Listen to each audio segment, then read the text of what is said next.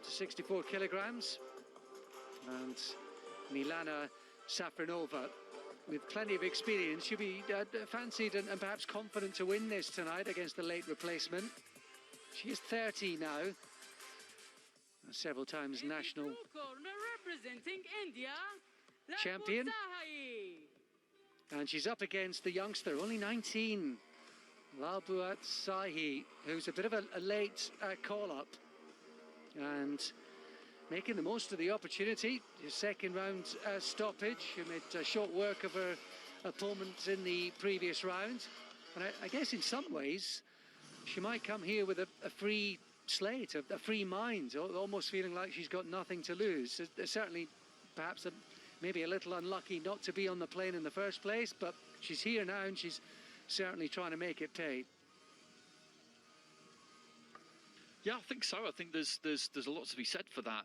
There's no real pressure on her, as you mentioned, and this Indian team is absolutely flying after the World Youth. They've had another good showing in this competition, and she didn't exactly look beset by nerves in that semi-final against Al-Matari of Kuwait. You see it, Andy, don't you? In all sports, but particularly boxing, you have gyms that thrive, cities that thrive, and you're seeing with India, as well as Kazakhstan and Uzbekistan, you have countries that thrive for one reason or another, whether it's the system in place or it's just simply Americom leading the way, influence those and the next generations behind. Suddenly everything starts to click together, and it's definitely happening in India right now. So their representative LALBUATSAIHI in the blue corner.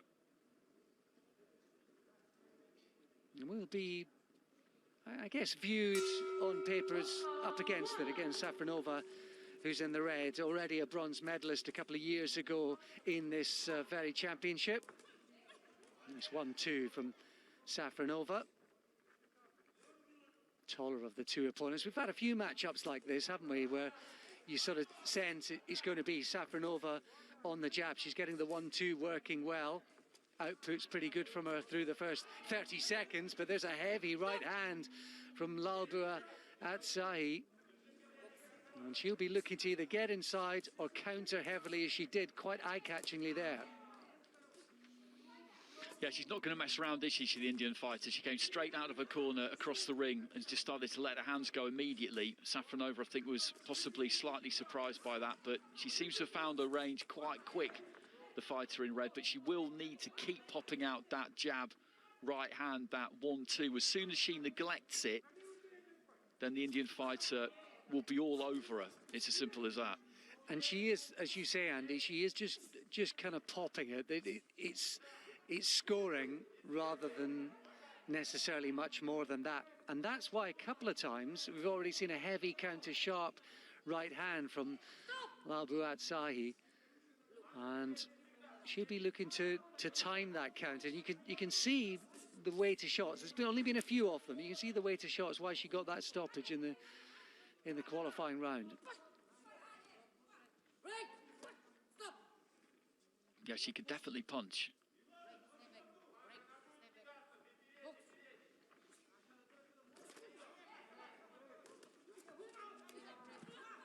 She's looking for it, isn't she, LALBUATSAIHI? Been boxing since 2005, despite the fact that she's pretty young. Certainly motivated more so than ever, having been left out originally from the squad. Nice punch, 1-2 from her out of the clinch. She looks like she's just starting to work into this and maybe unsettling Safronova slightly. The head guard might have just become a little displaced.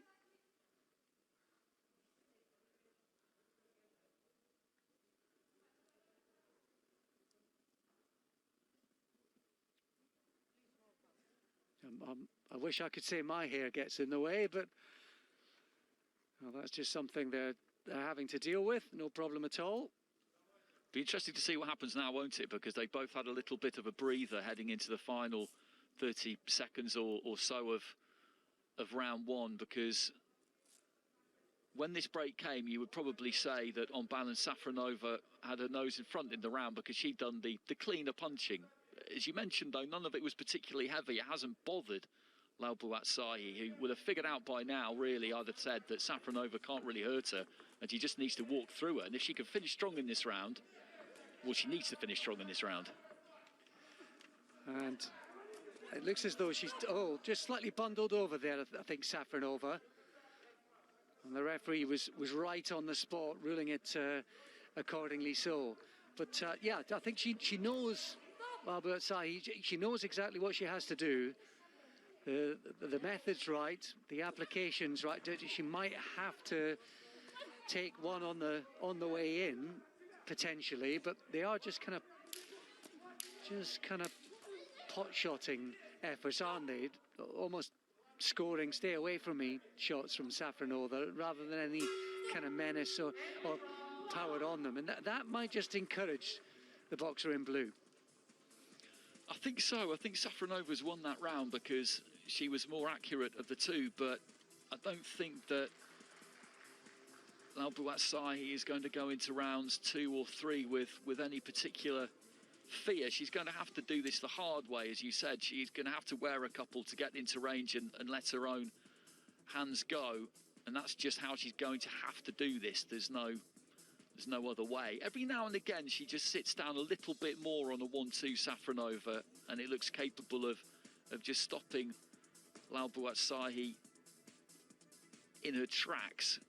And she's probably going to need to do that a little bit more, because in rounds 2 and 3 now, the Indian fighter's going to have to come after her. And I think she will. I don't think she's got any problem doing that.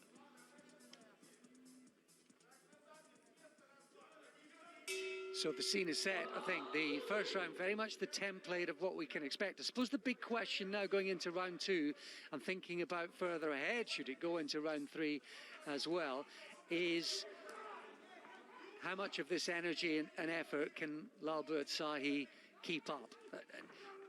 Being picked off on the way in, how much of that is going to deter her or just maybe sap her energy? That's probably one of the biggest questions now as we head into round 2. When you fight in that kind of style, when you're looking to try and overwhelm an opponent and you know that you are going to take the odd shot, nice right hand there from LALBUATSAIHI, then you've got to have a good full tank, haven't you? You've got to have high fitness levels. That was one thing I noticed at the World Youths. A number of the Indian fighters did fight in similar styles, in that it was high-octane stuff. They would throw plenty, they would catch a few, but they would throw plenty, and they would be right on you for the entire 9 minutes. And LALBUATSAIHI's going to have to be cut from that kind of cloth to get this done. She's unnerving, Safronova here. It's been a really good first minute for her, and I think the crucial change tactically between rounds is LALBUATSAIHI is, as she closes the gap, she's throwing the right hand on the way in, and that is starting to bear some fruit for her. She's landing it just about every time, and she's not having to work all that hard to do so. So already this pressure attack from LALBUATSAIHI just seems to be unsettling Safronova. And the way that she's kind of popping away with the jab, Safronova, I think it's the right tactic, and it's the right application from LALBUATSAIHI.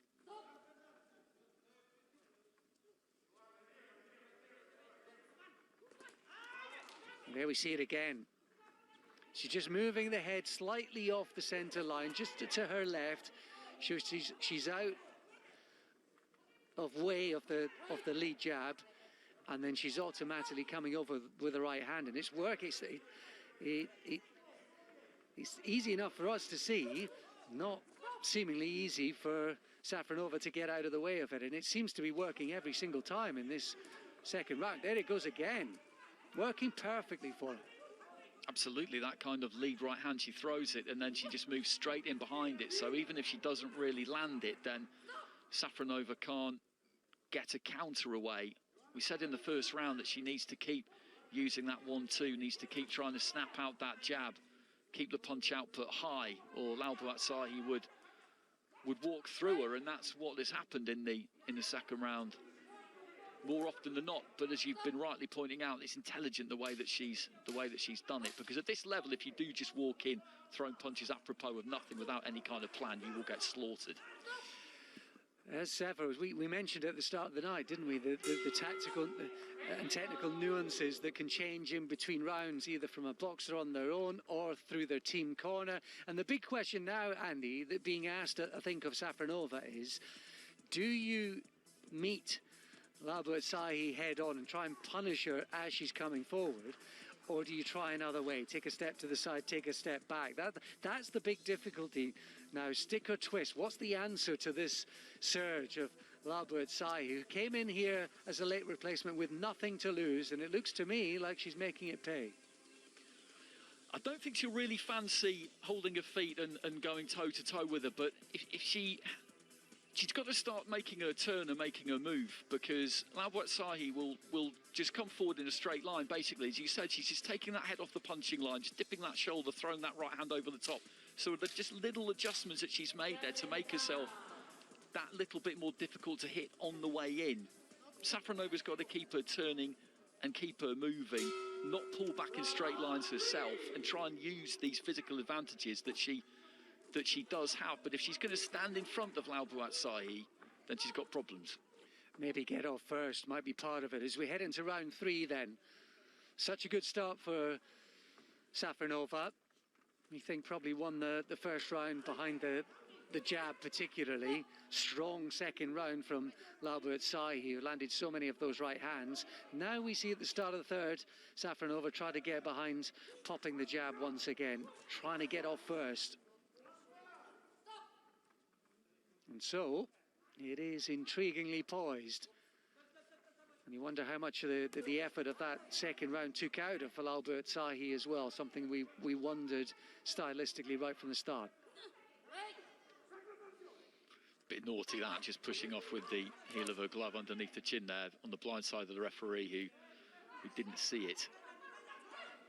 A little bit of roughhousing, maybe a little bit of shoulder in there as well. Use any advantage. LALBUATSAIHI trying to do just that. Mind you, to be fair, I think she'll be arguing that Safronova's holding on, and she just, she's just trying to get herself a chance to fight. Is there a little bit of blood from the nose of Safronova too? I think so, yes. I think just a little sliver just coming out at the end of the nose there, probably courtesy of that right hand. A bit messy as we just pass the midway point of round 3. No one's really got their nose in front in this round. If anything, maybe Safronova's done a bit better in this third and final round so far. Just got that distance more where she needs it. I think she might be feeling the pace a bit here, the Indian fighter. That was something you've alluded to. And that allied to Safronova, she's getting a jab off first, so trying to halt the retreat of LALBUATSAIHI on the way in, and that's very much working for her. It is a bit scrappy. She is picking some of her shots. There again, punches off first. That's a good right hand from Safronova. And this is some effort from her, because under that kind of pressure, mental and physical, through the second round, that was a tough round for her. The energy reserves must have been depleted. To get back on your boxing, technically, but also have to have the strength, the character, and the physical strength to do it as well. That's pretty impressive. Yeah, she's dug in, hasn't she, this third and final round? Maybe just put a little bit more meat on that 1-2, set her feet a touch more. And what's been quite clever too is that she's taken a trick out of LALBUATSAIHI's book to an extent, whereas LALBUATSAIHI would throw that single right hand and then move straight in. She's thrown that 1-2 and then moved straight in behind it and looked to tie her up. And it's what you were talking about earlier, throughout the course of these three-minute rounds, it's a sprint, this format, but there's just so much that goes into it. You can't afford to make too many mistakes, but what you can't afford to do is not be able to react to what your opponent does when they change up. You have to change up again. It's as you said, it's move followed by move followed by move, and that was a good example of it in that fight there, I think. It's like really technical cards, isn't it? Sort of raising your opponent and then being risen, raising your opponent again. And we've seen that throughout. A real credit to the boxers themselves in their corners, because we've not seen many fights tonight so far where it's followed one pattern. There's been a roller coaster. And great credit to MILANA SAFRONOVA, who would have come in here fancied to win this on paper, but she was being asked some serious questions throughout. She won it on 3 of the cards by 3 rounds, but the other 2 she lost by a point, and the other 2 was how Andy and I largely saw it. But great credit to the way she turned that around, because that was set up for LALBUATSAIHI to finish strongly, and she found another gear, she found another answer. Absolutely, she took that first round. From where we were sitting anyway, she did, and then LALBUATSAIHI won the second and won it quite comprehensively, and the momentum was with her at that point, we felt. And then in that third round, she managed to come up with a plan and executed it to see her way through to a gold medal, another gold medal for Kazakhstan. That's 5 out of 6, Andy, isn't it, so far? What a fantastic return for them. And still plenty more to come. They've still got 3 more finalists from the forward as well. So that's a splendid return with the promise of more. Well, we've got another Kazakhstan against Uzbekistan final coming up at welterweight next in the ring. Valentina Kaltova of Kazakhstan, Navbakor Kamedova of Uzbekistan.